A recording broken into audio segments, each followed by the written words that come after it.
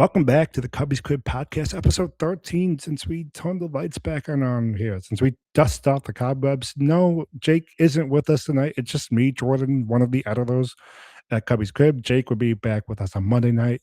Going to be a pretty short episode for you, but the biggest takeaway, the Chicago Cubs are back. They sweep the Reds this week. Last episode, we talked how this was going to be an important series for the Cubs. You can't look as good as you do and then fall short against the division.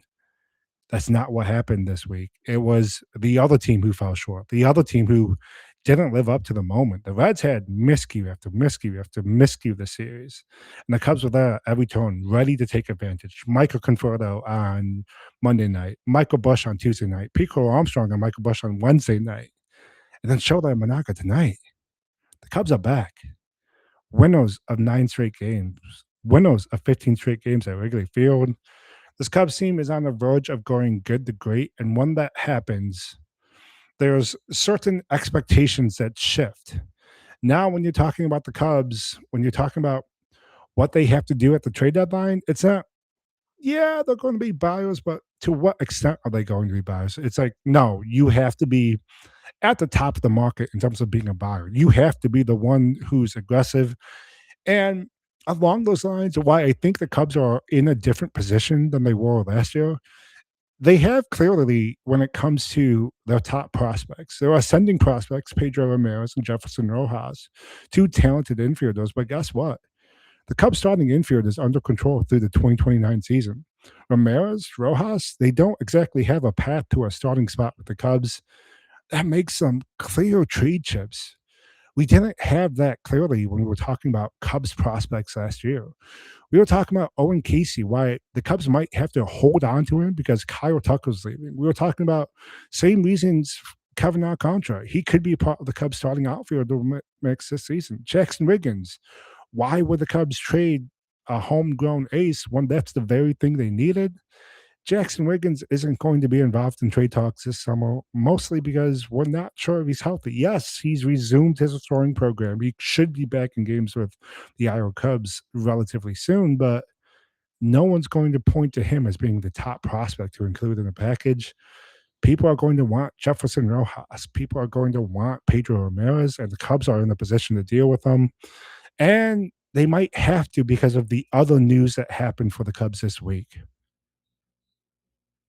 Matthew Boyd is going to be sidelined for the next 6 to 8 weeks with a meniscus injury. When you think about a meniscus injury, you're thinking of two options. One is a full repair of the meniscus. That's the longer recovery. That's the one that would have had Boyd out for the rest of the season. Fortunately, he had the other option, which was a trimming of the meniscus. It's a much shorter timeline. It's 6 to 8 weeks. Hearing Carter Hawkins talk today, hearing Craig Counsell talk today, it sounds like there's a chance Boyd could be back in the Cubs rotation by the end of June. If you're a Cubs fan, you should probably expect that to be closer to the All-Star break in July.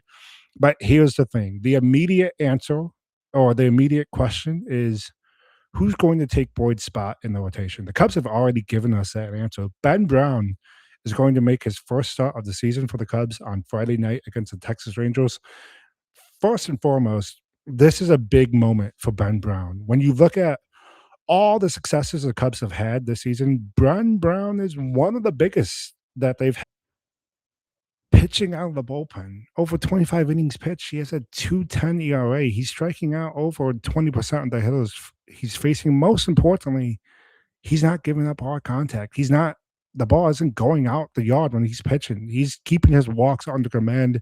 He was truly emerging as a high leverage option out of the Cubs bullpen when they needed it. Caleb Thielbar, he's down. Phil Maton is still trying to find his footing. Hunter Harvey is still trying to get back. Ben Brown was becoming that guy in the bullpen, but here's the thing when it comes to good teams. Sometimes you have to have in case of an emergency, break glass option. That's Ben Brown. Now, it's going to be a big moment for Brown to see, can he transfer the success he's had out of the bullpen into the rotation? If he can, look out. That is going to be a serious dude for the Cubs moving forward and someone who's probably going to move into the rotation next year. Now, here's the thing. For as good as Ben Brown may or may not look, Matthew Boyd's injury confirms one thing for the Cubs. They have to have an aggressive trade deadline. They can't go to the deadline, expect to add a starting pitcher capable of starting in a playoff game, and come away with the next Michael Soroka. That simply can't be on the table because the Cubs, as they wake up on Friday, will be one of the best teams in baseball. They'll be right there with the Atlanta Braves and New York Yankees and ahead of the Los Angeles Dodgers. If you want to stay there, you might have to do the uncomfortable. The uncomfortable is being willing to give up prospects that you may prefer to keep. But here's the thing. Here's why I think this year's Cubs team is going to be different than last year's Cubs team. When we looked at the deadline the Cubs had last year and the prospects they kept on, there were clear reasons why they kept those prospects. Owen Casey was potentially someone that you thought was going to replace Kyle Tucker in the Cubs starting lineup this year. That's probably why, whether it was talks with the Marlins, talks with the Nationals, the Cubs didn't want to give up Casey because they thought, oh, maybe he could be a starter for us next year. And do we really want to risk the 2026 Cubs for a team we might not think is a World Series contender? Jackson Wiggins, he was an ascending ace for the Cubs last year. He looked like the next homegrown starting pitcher that was going to be inserted into the rotation. Why would the Cubs give up him when that's the very thing they needed? This year, people aren't going to be calling for Jackson Wiggins because we're not sure if he's fully healthy. Yes, he's resumed his throwing program, but no team is going to circle Wiggins as a top prospect they want in the trade. Two prospects who are going to get attention at the deadline, Pedro Ramirez and Jefferson Rojas. Very talented infielders in the Cubs system. They're on the ascent. They should be in the top 100 prospect list by the end of the season if they're not already. Here's the thing. The Cubs starting infield, they're under control through the 2029 season. Ramirez, Rojas, they don't have a clear path to a starting spot for the Cubs. And that's why this year's going to be different than last year. This isn't Owen Casey. This isn't someone you think is going to be starting for you next season. You could trade Ramirez or Rojas and still have your starting infield intact. And that's a big advantage for the Cubs because there's going to be teams out there outside the Dodgers that aren't going to be willing to meet the asking price of sellers. Now, that being said, if a team's requiring a Godfather type offer, I don't expect the Cubs to make that deal, but there should be an option or two that still checks the box of giving you an established a starting pitcher capable of starting a playoff game without completely decimating your farm system. For that, there's a one team I want you to keep in mind moving forward. That's the San Francisco Giants. Things are looking bad for the Giants to start the season. They have a manager making the jump from the college ranks. They have players fighting with each other on the field. They're starting brawls with opposing teams. And if there's a team that's going to be willing to put the seller's flag up early, it might be San Francisco. We saw it last year. They were willing to be aggressive, make a trade for Rafael Devers early in the season. Maybe they make a trade that's on the other side of that coin. And for the Cubs, it's a starting pitcher who makes a ton of sense for them. It's Robbie Ray, the former Cy Young winner for the Seattle Mariners. Ray's having a tremendous start to the season. In over 6 starts, he has an ERA under 3. He's striking out over 20% of the hitters. He truly looks dominant. He's capable of going late into games, getting you to the 7th inning without having to tap into your bullpen. He's exactly the starting pitcher the Cubs need. And here's why he could be an ideal candidate. He's an ace as his ceiling. He's a high number 3 as his 4. That's exactly what the Cubs are looking for. Most importantly, he's a free agent after the season. So when you hold Ray up against the names of Joe Ryan, Sandy Alcantara, he's going to be cheaper. Maybe it only takes one of Pedro Ramirez or Jefferson Rojas as the star prospect in the trade for the Cubs to get a deal done.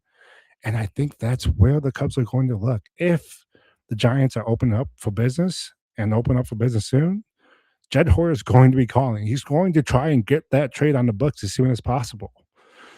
So when we're looking at this Cubs team, yes, enjoy the moment. Enjoy the vibe that is this Cubs team. They're truly one of the best Cubs teams we've seen since 2016. But with that, you have to change your expectations. Now, look at those bad teams. Look at those teams who could be sellers at the deadline. See if they have an ace who's going to be moved. If so, keep an eye on the Cubs. They're coming. They're going to make that deal, whether it's next week, beginning of June, early July.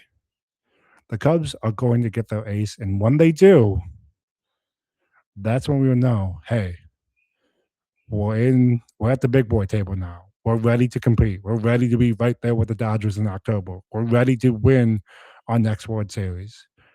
All this week has proved that the Cubs should have their chips to the middle of the table.